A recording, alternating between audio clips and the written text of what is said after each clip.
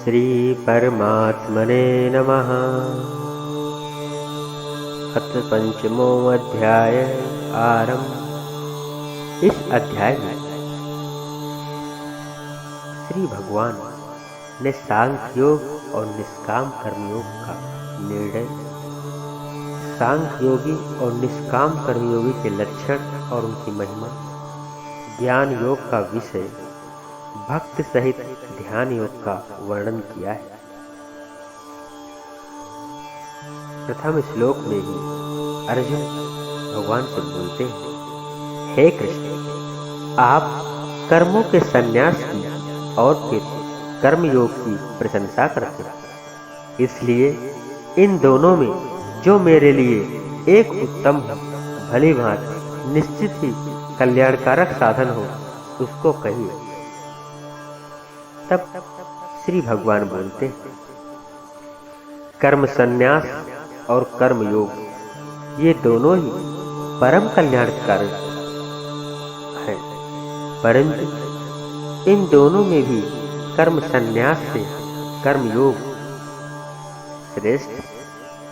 इसलिए हे अर्जुन, जो पुरुष न किसी से द्वेष करता है और न किसी से आकांक्षा करता है, वह कर्मयोगी सदा सन्यासी ही समझने योग्य, क्योंकि राग द्वेष से द्वंद्व आदि से रहित पुरुष सुखपूर्वक संसार बंधन से मुक्त हो जाता है। और हे अर्जुन, सन्यास और कर्मयोग को मूर्ख लोग ही पृथक पृथक फल देने वाले कहते हैं, ना कि पंडित ज्ञानी कहते हैं, क्योंकि दोनों में एक में भी सम्यक प्रकार से स्थित पुरुष दोनों के फल रूप परमात्मा को प्राप्त हो जाता है। ज्ञान योगियों द्वारा जो परम धाम प्राप्त किया जाता है, कर्म योगियों द्वारा भी वही प्राप्त किया जाता है। इसलिए जो पुरुष ज्ञान योग और कर्म योग को फल रूप में एक देखता है, वही यथार्थ देखता है। परंतु हे अर्जुन, कर्मयोग के बिना संन्यास अर्थात मन, इंद्रिय और शरीर द्वारा होने वाले संपूर्ण कर्मों में कर्तापन का त्याग प्राप्त होना कठिन है, और भगवत स्वरूप को मनन करने वाला कर्मयोगी परम ब्रह्म परमात्मा को सीख प्राप्त हो जाता है, जिसका मन अपने वश में है, जो जितेंद्रिय एवं विशुद्ध अंतःकरण वाला है और संपूर्ण प्राणियों का आत्म परमात्मा में, संपूर्ण प्राणियों का आत्म रूप परमात्मा ही जिसका आत्मा है, ऐसा कर्मयोगी कर्म करता हुआ भी लिप्त नहीं होता। हे अर्जुन, तत्व को जानने वाला सांख्य योगी देखता हुआ, सुनता हुआ, स्पर्श करता हुआ, सूंघता हुआ, भोजन करता हुआ, गमन करता हुआ, सोता हुआ, श्वास लेता हुआ, बोलता हुआ, त्यागता हुआ, ग्रहण करता हुआ, आँखों को खोलता और मूंदता हुआ भी सब इंद्रियां अपने अपने अर्थों में बरत रही। इस प्रकार समझकर निस्संदेह ऐसा माने कि मैं कुछ भी नहीं करता। जो पुरुष सब कर्मों को परमात्मा में अर्पण करके और आसक्ति को त्याग कर कर्म करता है, वह पुरुष जल से कमल के पत्ते की भांति पाप से लिप्त नहीं होता। इसलिए कर्मयोगी ममत्व बुद्धि से रहित केवल इंद्रिय, मन, बुद्धि और शरीर द्वारा भी आसक्ति को त्याग कर अंतःकरण की शुद्धि के लिए कर्म करता है।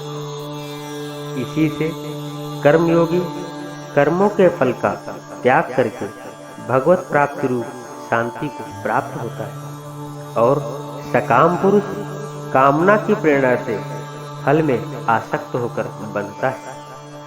हे अर्जुन,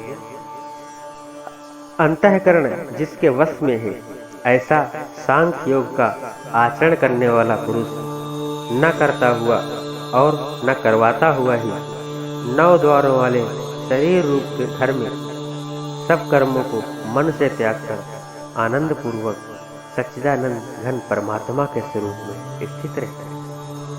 और परमेश्वर मनुष्यों के न तो कर्तापन की, न कर्मों की, न कर्मफल के संयोग की रचना करते हैं, किंतु स्वभाव ही बरत रहा है। सर्वव्यापी परमेश्वर भी न किसी के पाप कर्म को और न किसी के शुभ कर्म को ही ग्रहण करता है, किंतु अज्ञान के द्वारा ढका हुआ उसी से सब अज्ञानी मनुष्य मोहित हो रहे हैं। परंतु जिनका ज्ञान अज्ञान परमात्मा के तत्व ज्ञान द्वारा नष्ट कर दिया गया है, उनका ज्ञान सूर्य के सदस्य उस सच्चिदानंद घन परमात्मा को प्रकाशित कर देता है। और हे अर्जुन, जिनका मन तद्रूप हो रहा है, जिनकी बुद्धि तद्रूप हो रही है और सच्चिदानंद घन परमात्मा में ही जिनकी निरंतर एक ही भाव से स्थिति है, ऐसे तत्परायण पुरुष ज्ञान के द्वारा पाप रहित होकर अपुनरावृत्ति को अर्थात परम गति को प्राप्त होते हैं। ज्ञानी जन विद्या और विनय युक्त ब्राह्मण में तथा गौ, हाथी, कुत्ते और चंडाल में भी समदर्शी ही होते हैं। जिनका मन समभाव में स्थित है, उनके द्वारा इस जीवित अवस्था में ही संपूर्ण संसार जीत लिया गया है, क्योंकि सच्चिदानंद घन परमात्मा निर्दोष और सम है। इससे वे सच्चिदानंद परमात्मा में ही स्थित है। और जो पुरुष प्रिय को प्राप्त होकर हर्षित नहीं होता और अप्रिय को प्राप्त होकर उद्विग्न नहीं होता, वह स्थिर बुद्धि संशय रहित ब्रह्मवेत्ता पुरुष सच्चिदानंद घन परमात्मा को भी स्थित रहता है। और बाहर के विषयों में आसक्त रहित अंतःकरण वाला साधक आत्मा में स्थित जो आनंद है उसको प्राप्त होता है। तदनंतर वह सच्चिदानंद घन परम ब्रह्म परमात्मा के ध्यान योग में अभिन्न भाव से स्थित पुरुष अक्षय आनंद का अनुभव करता है।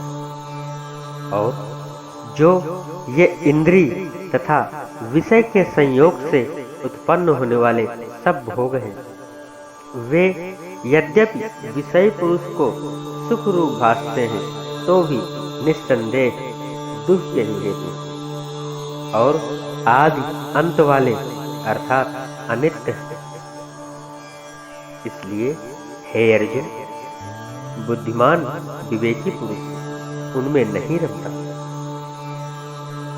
जो साधक इस मनुष्य शरीर में शरीर का नाश होने वाले पहले पहले ही काम क्रोध से उत्पन्न होने वाले वेग को सहन करने में समर्थ हो जाता है, वही पुरुष योगी है, वही सुखी है। जो पुरुष निश्चय करके अंतरात्मा में ही सुख वाला है, आत्मा में ही रमण करने वाला है, तथा जो आत्मा में ही ज्ञान वाला है, वह सच्चिदानंद घन परम ब्रह्म परमात्मा के साथ एक ही भाव को प्राप्त सांख्य योगी शांत ब्रह्म को प्राप्त होता है।